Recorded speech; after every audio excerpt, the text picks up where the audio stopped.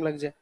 तो इसलिए उसने कहा कि भाई कोई एक लड़का है जिसे गिरफ्तार करके लेके आए और उसे बेल वेल की प्रोसीजर ही नहीं पता है, बेल उसे करवाने को कुछ नहीं पता है। मैं आपको इसलिए बता रही हूँ क्योंकि मैं स्प्रिंग बोर्ड से पढ़ी हुई और ये लड़का स्प्रिंग बोर्ड का है।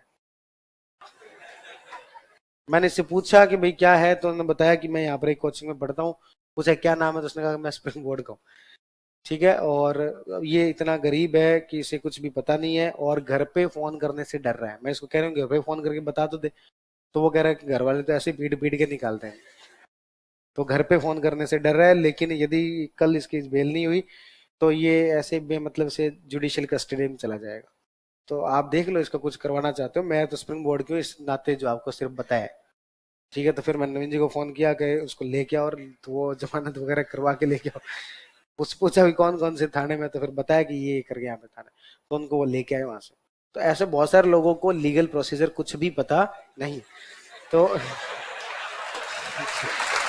तो ऐसा कल को कोई आप में से पकड़ा जाए तो मुझे फोन मत करना, मैं फोन नहीं उठाऊंगा, ध्यान रख लेना।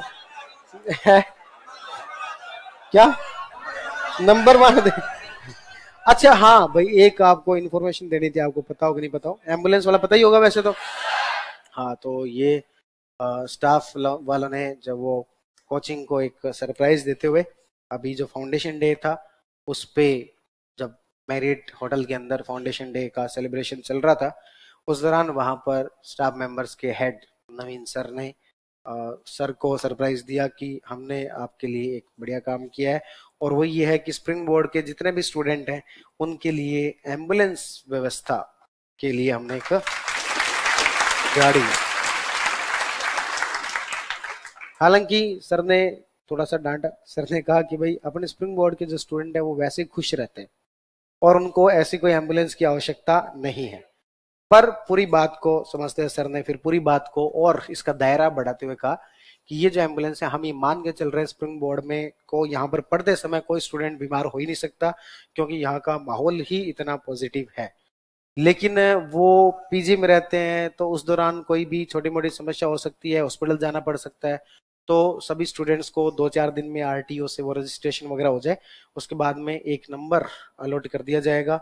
आपका स्प्रिंग बोर्ड का कोई भी साथी कोई बीमार हो जाए, कभी इमरजेंसी में कोई और दूसरी हेल्प नहीं मिल पा रही हो, उस नंबर पे फोन कर दिया जाए। एक परमानेंट मेडिकल स्टाफ और एक परमानेंट ड्राइवर 24 घंटे उसकी सर्विस जो वो जारी रहेगी। और कभी भी फोन करता है तो उनको पीजी से हॉस्पिटल तक छोड़ने की व्यवस्था या फर्स्ट फर्स्ट एड जो फैसिलिटीज होती है वो इस एम्बुलेंस के अंदर जो वो रहेगी। इस प्रकार की फैसिलिटी के साथ में एक सुविधा जो शुरू की गई है। ठीक है, लेकिन इसका ठीक यूज किया जाए तो ज्यादा अच्छा रहेगा। क्योंकि देखो वो देखो होता क्या है कि भाई कई बार जब सुविधाएं होती है तो अपन उसको उस तरीके से यूज कर, जैसे मान लो मैंने मेरे घर वालों को कह रखा है कि अपन को किसी को घर पे हेल्थ इंश्योरेंस करवाना ही नहीं है, हेल्थ इंश्योरेंस करवाना ही नहीं है। क्यों? इसका एक लॉजिक है, मुझे ऐसा लगता है कि भाई आपके पास हेल्थ इंश्योरेंस होता है, हालांकि अब तो गवर्नमेंट की तरफ से हेल्थ इंश्योरेंस मिलता है परिवार के सदस्यों को, पर वो उतना उनको वो नहीं लगता क्योंकि गवर्नमेंट अलग से कोई पैसे नहीं लेती। लेकिन जब पैसे लेके हेल्थ इंश्योरेंस करवाया जाता है तो कई बार क्या होता है, लोगों को लगता है कि हेल्थ इंश्योरेंस तो ही बीमार हो जाएंगे तो क्या है, अपने पास में हेल्थ इंश्योरेंस है। तो उस वजह से लोग जो वो थोड़े से और ज्यादा केयरलेस हो जाते हैं, या फिर कम से कम थॉट के लेवल पर ज्यादा केयरलेस हो जाता है, और ऐसे ही रेगुलर चेकअप मन किया जाके चेकअप करवाए। अब अपने चेकअप ये साल भर के अंदर आप कोई चलते फिरते रहो कोई दिक्कत नहीं है, आप चेकअप करवाने जाओगे एक आधी कोई छोटी मोटी बीमारी निकल के आ जाएगी। और वैसे जो जो छोटी मोटी बीमारी है वो रेगुलर मतलब बेसिस पर कोई दिक्कत नहीं है, जैसे बीपी कभी कम हो गया कभी ज्यादा हो गया, कभी शुगर थोड़ी बहुत कम होगी कभी ज्यादा होगी, नॉर्मल चलती रहती है। लेकिन आप रेगुलर बेसिस पर चेक करवाओगे और जाके डॉक्टर ने कह दिया शुगर थोड़ी सी ज्यादा है, तो फिर आप लोगों को क्या हो जाती है, चिंता हो जाती है, और फिर वो वाकई में शुगर ज्यादा हो ही जाती है, परमानेंट हो जाती है। ऐसे मन घर वालों का अपने कोई हेल्थ इंश्योरेंस नहीं करवाना। अब तो गवर्नमेंट की तरफ से मिल गया तो कोई इशू नहीं है, पर पहले कभी हेल्थ इंश्योरेंस इसी वजह से नहीं करवाया कि जब बीमार होंगे तब कोई बात नहीं पैसे दे देंगे। लेकिन पैसे हेल्थ इंश्योरेंस करवा रखा होता है तब व्यक्ति के बीमार होने की संभावना, मुझे ऐसा लगता है व्यक्तिगत तौर पर कि हेल्थ इंश्योरेंस करवा रखा होता है तो व्यक्ति के बीमार होने की संभावना ज्यादा रहती है। तो ऐसे ही आपके यदि कोई कोई बीमार हो, ठीक हो ना, बीमार ठीक ठाक तरीके से हो, तभी उसको फोन किया जाए। ऐसे नहीं कि सिर दर्द हो रहा है लो फोन को, एम्बुलेंस को किया जाए फोन।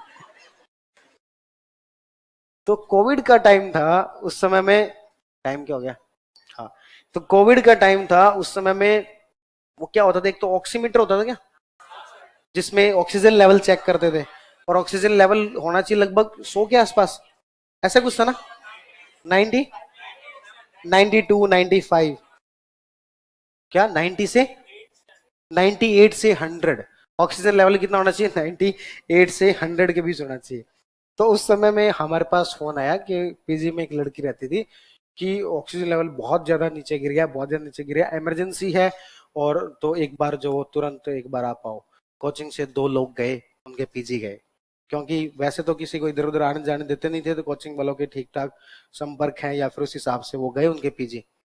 तो उनको वो लड़की बहुत ज्यादा डरी हुई, ठीक है, बहुत घबराई हुई। उनसे बाकी सिम्टम पूछे, बाकी तो कोई क्या सिम्टम के नहीं, बाकी कोई सिम्टम नहीं, ऑक्सीजन लेवल जो है वो बहुत ज्यादा कम आ गया, और वो एकदम एकदम ये चक्कर खा के गिरने वाली हो रखी। उसको जो हॉस्पिटल में, उसको जो वो गाड़ी में बिठाया, हॉस्पिटल लेके गए, और वहां पे जाके मीटर से चेक किया, तो ऑक्सीजन लेवल बिल्कुल सही, 99 था। बाद में पता लगा कि ऐसे कैसे हो सकता है, बाकी कोई सिम्टम नहीं है। तो फिर तो ऑक्सीजन लेवल कैसे गिरा, तुम्हें कैसे लगा भाई कि मैंने नापा था, फिर चेक किया तो पता लगा वो जो वो हार्ट रेट काउंट कर रही थी। वो क्या देख रही थी, हार्ट रेट, जो कि 76 के आसपास आएगी शायद, ऐसा। हाँ, तो वो 70, तो उसने कहा मेरा ऑक्सीजन लेवल 76 पे आ गया, 76 माना तो बहुत खतरनाक है, लेकिन उसने कहा मेरे तो 76 पे आ गया। और इन्होंने भी चेक नहीं किया, ये भी सीधे हॉस्पिटल ले गए, हॉस्पिटल वालों ने कहा कि ऑक्सीजन लेवल तो सही है, कोई दिक्कत ही नहीं है, और कोई सिम्टम तो दूसरे भी कुछ ही नहीं है। तो फिर घबराई क्यों, क्यों नहीं, ऑक्सीजन लेवल कम आ गया। अरे कहाँ आ गया, ये तो हार्ट रेट। तो ऐसे जो लोग हो वो कृपया एम्बुलेंस सुविधा से थोड़े से दूर रहे।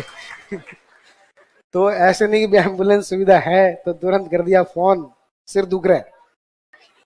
और फिर जब वो समस्या भी ऐसी अजीबोगरीब सी बताते हैं कि पेट में धुआं सा उठे, धुआं सा उठे क्या होता है, पेट दर्द होता है, ये एक तरीका, पेट में धुआं सा उठे। तो